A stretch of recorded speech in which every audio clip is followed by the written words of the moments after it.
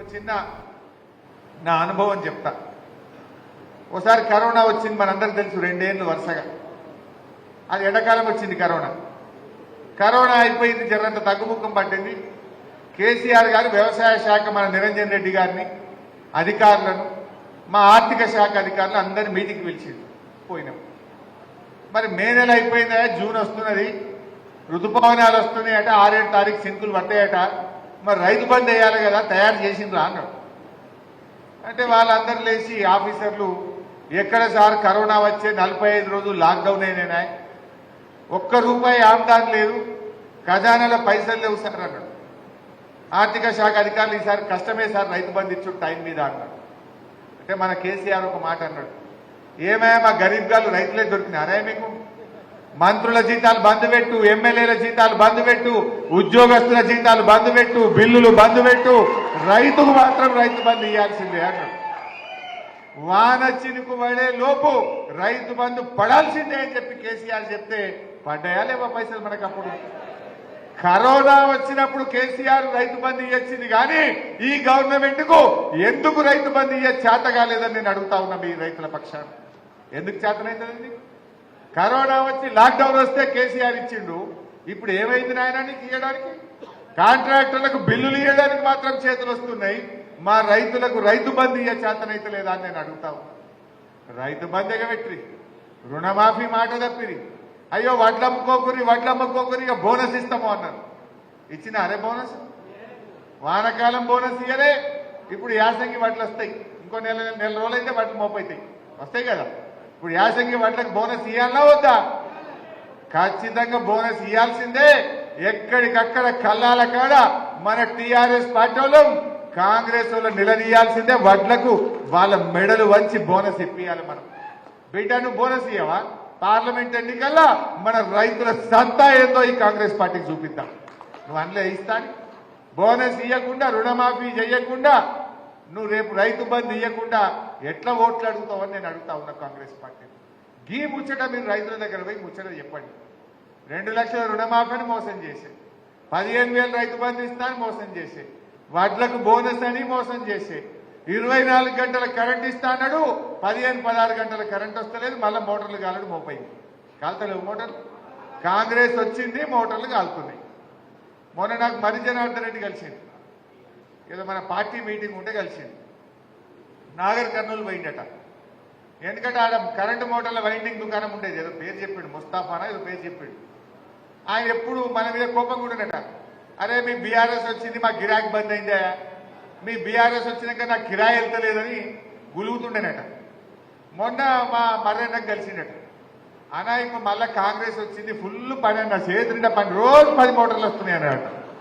రాత్రి 10 దాకా పనిచేస్తున్నా, రోజు 10-15 కాలిపోయిన మోటార్లు వస్తున్నాయి, మా గిరాకీ మాత్రం కాంగ్రెస్ వచ్చింది, ఫుల్ గిరాకీ ఉన్నది అన్నాడు. ఏం గిరాకీ అంటే మోటార్లు కాలిపోతున్నాయి, వైండింగ్ దుకాణంకి వస్తున్నాయి. ఇప్పుడు ఇది ముచ్చట, కాంగ్రెస్ వచ్చింది, కరెంటు మోటార్లు కాలుతున్నాయి, మోపైంది, ఊర్ల పనులు లో వోల్టేజ్ వస్తుంది, ట్రిప్ అవుతున్నది, ట్రాన్స్ఫార్మర్లు కాలుతున్నాయి, మోటార్లు కాలుతున్నాయి, దొంగ రాత్రి కరెంట్ వస్తున్నది. మనకు 15-16 గంటల కరెంట్ రాని పరిస్థితి మళ్ళీ ఏర్పడ్డదా లేదా మీరు ఆలోచించండి.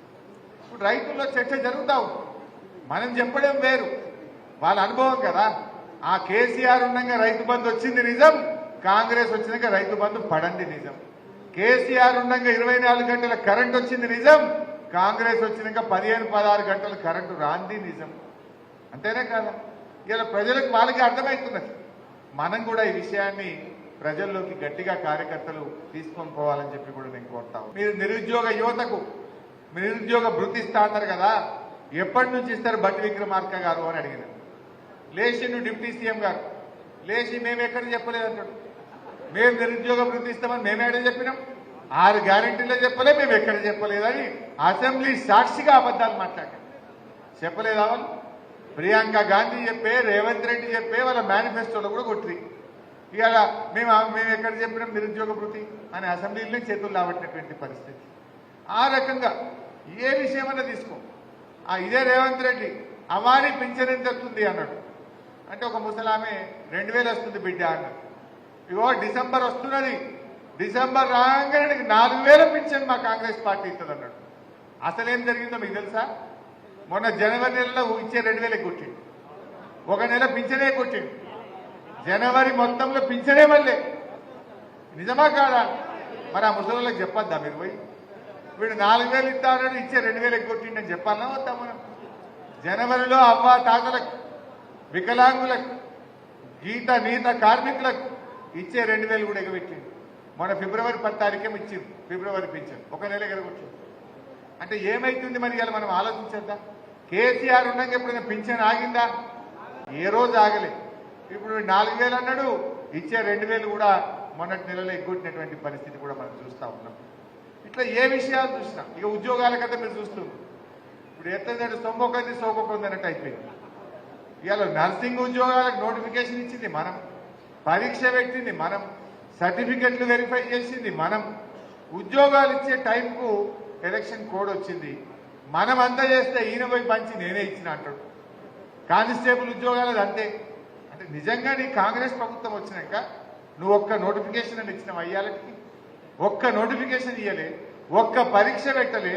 కానీ మనం చేసిన దాన్ని పట్టుకొని మేం చేసినామని చెప్పి ఇవాళ డబ్బా కొట్టుకునేటువంటి ప్రయత్నం వాళ్ళు చేస్తున్న విషయాన్ని కూడా మీరు ప్రజల్లో చెప్పాల్సినటువంటి అవసరం ఉంది. ఈ బీజేపీ వాళ్ళు కూడా నిన్న ఇవాళ బాగా మాట్లాడుతున్నారు. అది బీజేపీ అయినా కాంగ్రెస్ అయినా ఎవరు చేసిందే మహబూబ్నగర్కు? అదే నరేంద్ర మోడీ గారు మహబూబ్నగర్కి వచ్చి పాలమూరు ఎత్తిపోతలు మేము పూర్తి చేస్తామన్నాడు. ఏమైనా జాతీయ ప్రాజెక్ట్ ఇచ్చిందా? కాంగ్రెస్ వాళ్ళు మన ఢిల్లీకి పోయిన జాతీయ ప్రాజెక్టు తెస్తామన్నారు, లేదనగానే చేతులు ముడుచుకొని మళ్ళీ వాపసు వచ్చారు. ఇలా నిజంగా మహబూబ్నగర్ జిల్లాలో ఇలా మెడికల్ కాలేజ్ మహబూబ్నగర్లో వచ్చిందంటే, నాగర్ కర్నూలులో మెడికల్ కాలేజ్ వచ్చిందంటే, వనపర్తిలో మెడికల్ కాలేజ్ వచ్చిందంటే, ఇలా గద్వాల నారాయణపేటలో మెడికల్ కాలేజీలు వస్తున్నాయంటే ఇలా మన బీఆర్ఎస్ పార్టీ వచ్చినాకనే ఇలా వస్తున్నటువంటి పరిస్థితి. మనం వచ్చినాకనే ఇలా ఒకటొకటిగా డెవలప్ అయింది. మన షాద్ నగర్కు 100 పడకల ఆసుపత్రి ఇచ్చుకున్నాం, జడ్చర్లకు 100 పడకల ఆసుపత్రి ప్రారంభించుకున్నాం. ఈ రకంగా విద్యలో, వైద్యంలో బ్రహ్మాండమైనటువంటి అభివృద్ధిని మన పార్టీ సాధించినటువంటి విషయాన్ని కూడా నేను మీకు గుర్తు చేస్తా ఉన్నాను. వాళ్ళు ఏదో మార్పు అన్నారు. ఏ మార్పు తెచ్చింది తెలుసు కదా? 21 మంది ఆటో డ్రైవర్లు చచ్చిపోయారు. ఇప్పటికి ఈ రాష్ట్రంలో 21 మంది ఆటో డ్రైవర్లు ఇలా చంపిన చరిత్ర ఈ కాంగ్రెస్ పార్టీ. ఇలా వాళ్ళని పట్టించుకోండి అయ్యా. ఆటో డ్రైవర్లకు నెలకు 10,000 ఇయ్యండి, వాళ్ళని కాపాడుంటే ఈ ప్రభుత్వానికి చీమగుట్టినటువంటి పరిస్థితి లేదు. మార్పు అన్నారు, 24 గంటల కరెంటు పోయింది, 15 గంటలకు వచ్చింది. మార్పు అన్నారు, జనవరి నెల పింఛనే ఎగ్గొట్టిండ్రు, 4,000 పోయింది, ఉన్న పింఛన్ ఎగ్గొట్టినటువంటి మార్పు వచ్చింది. ఇలా మార్పు అన్నారు, పడే రైతు బంధు పడకుండా చేసింది. ఇదేనా మార్పు అంటే? పడే రైతు బంధు బంద్ అయింది, వచ్చే కరెంటు బంద్ అయింది, వచ్చే పింఛన్ ఎగరగొట్టిండ్రు. ఇంత ఆటో డ్రైవర్లను రోడ్డు మీదకి తెస్తారు, 21 మందిని చంపుతారు. ఇప్పటికి వాళ్ళని కాపాడుతున్నాయా అంటే చీమగుట్టినట్టు కూడా లేకపోయారు. సో ఈ రకంగా వాళ్ళు పనిచేస్తూ ఉంటారు. రేవంత్ రెడ్డి గారు ఎంతసేపు మీరు చూస్తున్నారు, అసెంబ్లీలో కూడా నేను అదే చెప్పిన మొన్న రోజు. అరే ఊరికే వ్యంగ్యం బంద్ చేయవయా, బూతులు బంద్ చేయవయా, రైతుల మీద ప్రేమ చూపి అని చెప్పిన. రేవంత్ రెడ్డి గారికి బూతులు తప్ప రైతుల మీద ప్రేమ లేదని, రైతుల గురించి ఆయన ఆలోచించినటువంటి పరిస్థితి లేదు. ఇవన్నీ కూడా ప్రజలు కూడా గమనిస్తూ ఉన్నారు. మనం కూడా ఈ విషయాన్ని కార్యకర్తలుగా ప్రజల్లోకి తీసుకుపోవాలి.